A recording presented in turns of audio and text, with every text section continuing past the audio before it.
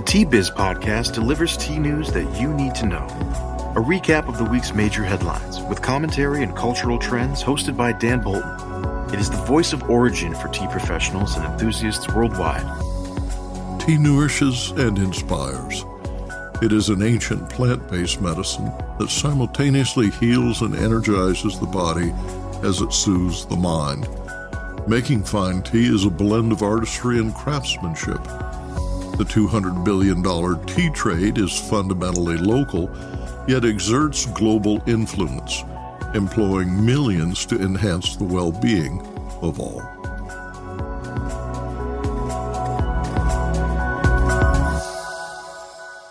Hello, everyone.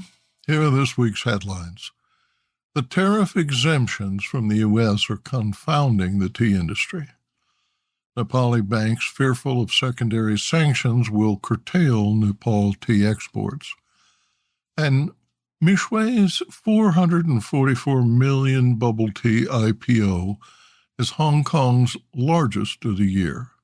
Plus, a coffee health status update. The U.S. Food and Drug Administration recently expanded its list of healthy beverages to include coffee.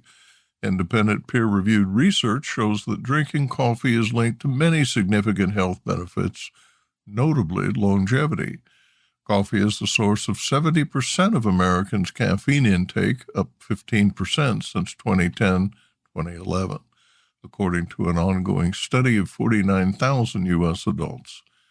The latest update finds that fewer individuals consume caffeinated beverages, and those who do opt for stronger doses. Joining us today is Melissa San Miguel, spokesperson for the National Coffee Association. The association has launched a new B2C website that provides easy access to evidence showing that coffee drinkers tend to live longer, healthier, and happier lives. The website URL is aboutcoffee.org. More in a minute, but first, this important message. What happens when businesses along the tea supply chain get together and support women and children in tea communities? The Mother and Child-Friendly Seal for Responsible Business is creating long-term positive impacts, making your cup of Ceylon tea all the sweeter. Learn more at srilanka-motherandchildseal.org.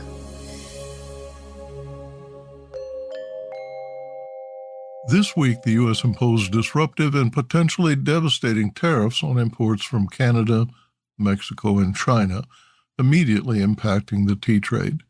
Unilaterally imposing tariffs breaches the terms of existing free trade agreements and will likely result in disputes, retaliatory tariffs, and potentially compensation for the affected parties. Late in the day, the U.S. signaled temporary adherence to tariff-free categories. As I record this episode, I see significant uncertainty as the Trump administration contemplates additional tariffs and exemptions. Tea falls under the United States-Mexico-Canada Agreement, USMCA, which replaced NAFTA in 2020. Under the USMCA, tea typically enters the U.S., Canada, and Mexico duty-free if it meets the rules of origin requirements. To qualify, the tea must either be grown in North America or substantially processed in North America. Blending Chinese tea, for example, is not sufficient to avoid the special 27.5% tariff on Chinese goods. Tea imported from India, Africa, or Sri Lanka and repackaged for sale in the U.S. will not qualify for an exemption. A 1-month exemption was granted for U.S. automakers, but the 25% tariff on imports from Canada and Mexico remains. The Trump administration also ordered a 10% tariff on Canadian energy products. China retaliated and faced additional tariffs that could reach as high as 60%. The administration has also announced, quote, reciprocal, end quote, tariffs equal to the duties and in some cases sales taxes and fees imposed by receiving countries and paid on entry. In response, Canada imposed 25% tariffs on $30 billion worth of U.S. goods, with an additional $125 billion in the coming weeks. Individual provinces also retaliated, removing U.S. goods from shelves, igniting what will likely be a protracted trade war. How will tariffs impact the tea industry? Canadian tea exports to the U.S. totaled $34 million last year. 25% tariff suggests prices will increase by $8,500,000 since virtually all duties will be passed on to either wholesale or retail customers. Consider that a 250-gram or 500-gram packet of tea lists at $17.95. It will increase to $22.45, but only for those shipping the tea to U.S. destinations. The same tea shipped to Europe or Mexico would result in a different, likely lower rate based on tariffs in force. Many customers receiving the tea will see the tariff as a customs duty to be paid to the carrier on delivery. Alternatively, retailers will include the duty in a special rate triggered by the buyer's choice of destination. If reciprocal tariffs are instituted the first week of April, U.S.-based retailers will either assign a flat rate large enough to cover the cost of individual tariffs or program their payment systems to calculate tariffs by jurisdiction, as is done for sales tax. Many will pay the customs duty on each shipment and recover that expense by raising prices, because a customer who orders a packet of tea will be agitated when asked to pay an additional $5 or more for the courier to deliver the tea, in addition to the cost of shipping. One respected China-based specialty tea retailer described the above as a retail nightmare. Biz Insight. Effective March 6, the U.S. eliminated the de minimis exemption for Canada, Mexico, and China. This exemption allowed duty-free imports of goods valued under $800. On March 2nd, enforcement was delayed until the Secretary of Commerce can confirm that systems are ready to process and collect tariffs efficiently. Nepali banks, fearful of secondary sanctions, are no longer issuing export certificates known as CADs, cash against documents, complicating tea sales to Russia. In recent months, U.S. regulators enforcing sanctions have warned banks worldwide that facilitating transactions could result in potential measures, including asset freezes and exclusion from the U.S. financial system. The U.S. Department of the Treasury's Office of Foreign Assets Control announced that it has broadened its sanctions framework to impose secondary sanctions on foreign financial institutions that conduct or facilitate significant transactions involving technology, defense, construction, aerospace, or manufacturing goods or services that support Russia's military-industrial base. Workarounds have been in place since the invasion of Ukraine, but Nepal is more vulnerable than tea suppliers Kenya, Sri Lanka, and India, which has established a rubles for rupees trade agreement administered by international banks that continue to enable transactions primarily designed for oil and natural gas. Nepal's February placement on the Financial Action Task Force gray list is likely to further hamper trade regardless of destination. The Economic Times reports the listing has, quote, brought to fore the fact that Nepal has emerged as a haven in South Asia for money laundering owing to the absence of economic stability, lack of comprehensive and long-term vision and guidelines, weak interrogative system, lack of well-trained bureaucracy, and an open border and high levels of informal transactions with India, said people close to the matter, end quote. Nepal planter Anshu Giri, who manages Samshire Tea, writes, quote, banks are afraid of secondary sanctions, but the bigger problem is Nepal's idiotic and archaic forex control regulations. The government mandates a CAD certificate, 100% advance payment proof, or LC documents to be presented during outbound customs clearance for countries other than India. When the inward remittance is received, the funds are settled, end quote. Nepal annually shipped 1.85 million worth of tea to Russia before COVID-19 and the imposition of sanctions following the invasion of Ukraine. Exports by value have since declined to less than 1 million. During the first 5 months of the current fiscal year, Nepal exported 108 metric tons to Russia, valued at 58.4 million rupees, which is about $420,000. Prepayment, or government-backed guarantees for CAD transactions, could provide temporary relief. Giri said the threat of secondary sanctions on banks will not prevent him from trading with Russia. Prepaying is an option, but credit is preferred. Quote, "The industry runs on credit," end quote, writes Giri. This week, bubble tea franchise chain Mixue debuted a spectacular IPO on the Hong Kong Stock Exchange. The share prices for the 45,000-store chain traded 47% higher than the offer price of Hong Kong $202.50, minting two multi-billionaire brothers and pushing down share prices among competitors. Eager investors bought 17 million shares, raising Hong Kong $345 billion. That's about $444 million, which was Hong Kong's largest IPO of the year. Demand was so great that the offering was oversubscribed more than 5,258 times, and shares in the international franchise were oversubscribed 35 times. Mixue operates stores in 11 countries with 70% of overseas revenue coming from Vietnam and Indonesia. The number of outlets exceeds McDonald's, which has 43,000, and Starbucks, which has 40,500 globally. Bloomberg News writes, quote, "The share sale gives Zheng Hongshao and his younger brother Zhang Hongfu a combined fortune of $8.1 billion, according to the Bloomberg Billionaires Index. Together, they're richer than Howard D. Schultz, Starbucks' former chief executive officer, who's worth more than $6 billion, end quote. Mixue products sell for under $1 on average, which accounts for their popularity with students and residents of small cities.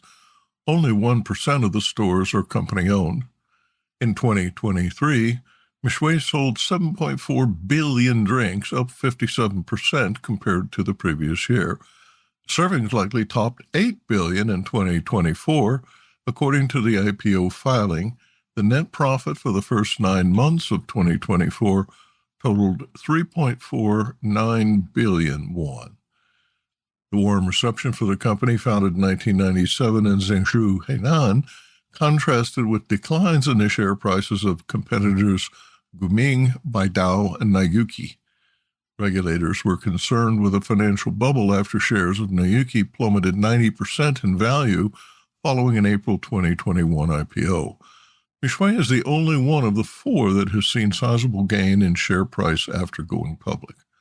Unlike the other chains, Mixue operates as warehouse, marketing, and distribution venture that supplies licensed products to thousands of locally owned stores. China currently has more than 380,000 new-style tea outlets nationwide. Next, a tragic factory fire in a small Nepal village rallies a tea company to seek donations to cover medical expenses and to rebuild. Nepal's award-winning Jasbere tea lost its factory to fire last week. Tea maker Sharad Subis was injured fighting the blaze and is recovering from facial burns. The gutted factory employs 35 people and supports 200 local farmers. Nishal Banskoda, founder of the Nepal Tea Collective, has launched a GoFundMe campaign to cover Sharad's medical expenses and finance rebuilding. Quote, "As a public benefit corporation, supporting farmers and producers is not just a part of our CSR, it's in our DNA. When one of us falls, we come together to lift them up," end quote, said Banskoda. Donors have contributed $1,500 USD, which is about 200,000 Nepali rupees, towards the $4,500 goal. And now, a word from this week's sponsor. Hi, I'm Nish. I grew up in an organic tea farm and founded Nepal Tea Collective in 2016. Tea is not just a beverage for me, but a catalyst for social change, sustainably empowering hardworking artisans like my parents for the past 30 years. I'm on a mission to make the whole world aware of the goodness of Nepali teas and the good that comes from supporting growers in this remarkable land. If you haven't tasted Nepali teas yet, you're missing out. Our award-winning teas are making headlines. Find out why. Visit Nepal Tea Collective's website to get a free sample of this extraordinary taste of the Himalayas. That's nepalteacollective.com. Or just send me an email at nish, Nish, at nepalteacollective.com. Cheers.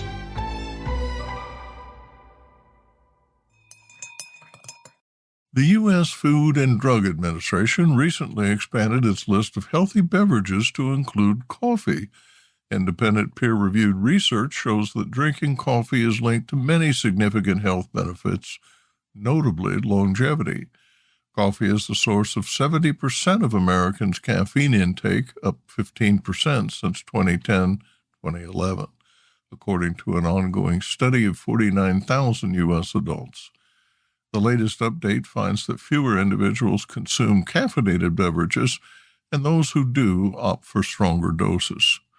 Joining us today is Melissa San Miguel, spokesperson for the National Coffee Association. The association has launched a new B2C website that provides easy access to evidence showing that coffee drinkers tend to live longer, healthier, and happier lives. The website URL is aboutcoffee.org.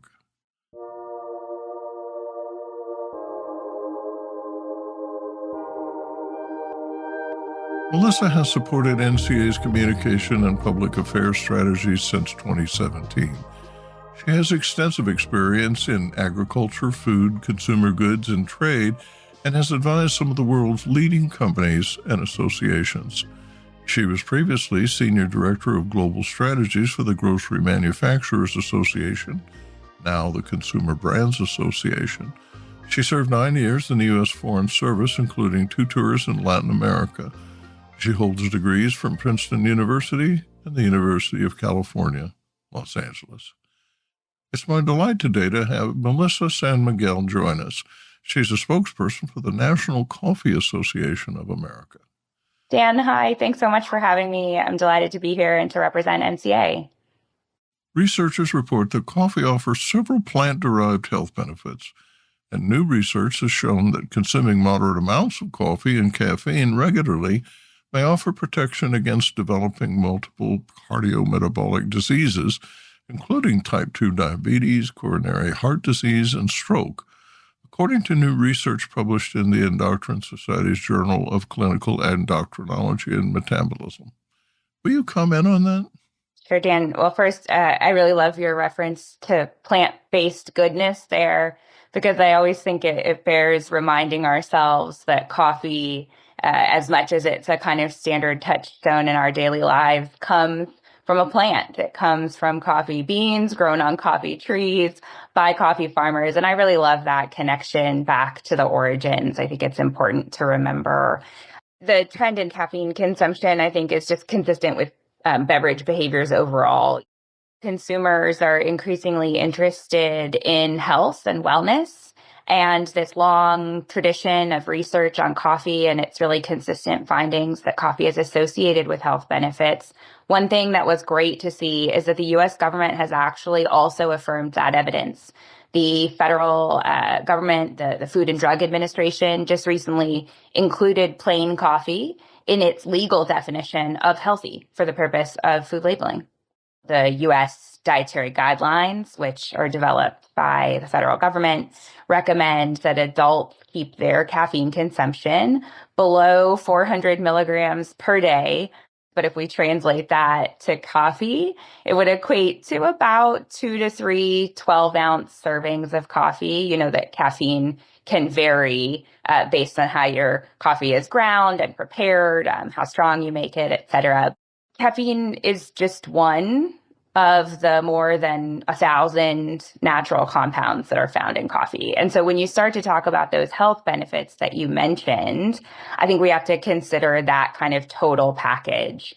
Scientists actually really don't know exactly how all of those compounds play into coffee's overall impact on health. What I do know, and what we can talk about, is just how much research there is on coffee and health. I would say coffee is one of the most studied and researched beverages on the planet, which I suppose is no surprise given how popular it is. And really, a lot of those studies, that total body of evidence, point to the same consistent findings about health benefits. Melissa, will you summarize some of the new findings? Sure, Dan. Well, there are new findings, it seems like, every day, because I think there's just so much interest in coffee. But I want to emphasize that this is actually just one piece in a body of evidence that spans decades. And these are really robust studies. They're large, they're high quality. In fact, many large meta-analyses, which look at different studies and find commonalities in their findings. And mostly they point to like one pretty simple conclusion, which is that coffee drinkers live longer than people who never drink coffee. So that's what you're asking about, increased longevity. The study that you mentioned, I believe, was published in a journal on aging. And it is actually hugely detailed and like genuinely fascinating. It has a lot of different elements. In a nutshell, I'd say the authors found that drinking coffee is associated with reduced risk of the diseases that most impact older people. So cardiovascular disease, respiratory diseases, stroke, certain cancers, diabetes, even dementia, and then kind of mental health and overall frailty. Those are factors that they were really looking at. And they found this consistent point that the increased consumption of coffee was associated with living longer.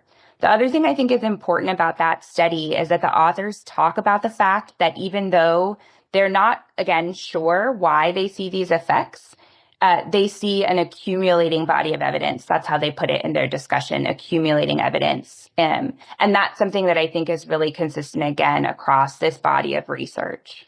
Will you describe the National Coffee Association's new B2C website about coffee and NCA outreach, motivated in part by last year's NCDT study that revealed 51% of Americans believe coffee's good for their health, 66% believe coffee improves mental focus, 46% believe it improves physical endurance, 48% have heard about health benefits associated with coffee. Coffee sounds like a great way to start the day. Absolutely, Dan. Look, I think our most important motivation in developing this new communication tool to reach average coffee drinkers was mostly knowing how much information people want to have about the choices that they're making. 73% of Americans drink coffee each week. About 63% drink coffee each day. That is a lot of people, and they love this part of their lives. And we think that they want to know more and have easy access to kind of really navigate what that brings to them as a health benefit, as a kind of the flavor and community that they enjoy being part of. So one thing that we have done is try to make the health evidence really easy to access. We have a research library on that website. You mentioned consumer perceptions about health. We know that Americans are increasingly interested in making sure that their choices are supporting their overall balanced diet and their wellness. And we thought that if people could see for themselves the body of evidence that supports a really simple conclusion, which is that coffee drinkers live longer, happier lives, that they would be really interested to be able to navigate that for themselves. Will you share some examples? So, Dan, there's tons of information, everything about where coffee comes from, how you can make your perfect cup. We know that that's different for everybody, but we have some thoughts and tips. And then access to some of the research and evidence that talks about coffee's health benefits. People drink coffee in a lot of different ways. They drink coffee at different times of day. And like we talked about before, there's so much research. For example, some recent research has gotten into whether the time of day makes a bigger difference on your health. The good news is that 84% of coffee drinkers drink coffee in the morning. And so if they saw a headline about how that has particular health benefits, it might be just another reason for them to love that morning boost. But overall, it fits into the total research body that shows coffee is really good for you at any time of day. Thanks so much for this informative discussion, Melissa. It's been so great to get to talk about coffee and about the National Coffee Association. You know, NCA has been representing coffee for more than 100 years. And it's something, a community that we're really proud of and that we're happy to be able to support. We know that a lot of Americans drink and rely on coffee and really love it. And we want to be able to give them as much access to information as they want.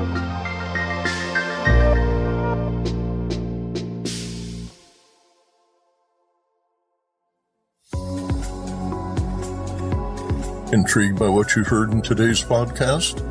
Would you like to learn more from our global network of Tea-Biz journalists and tea experts?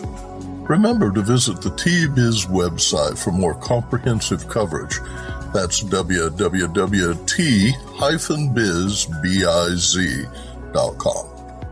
Thanks for listening. Farewell till next week.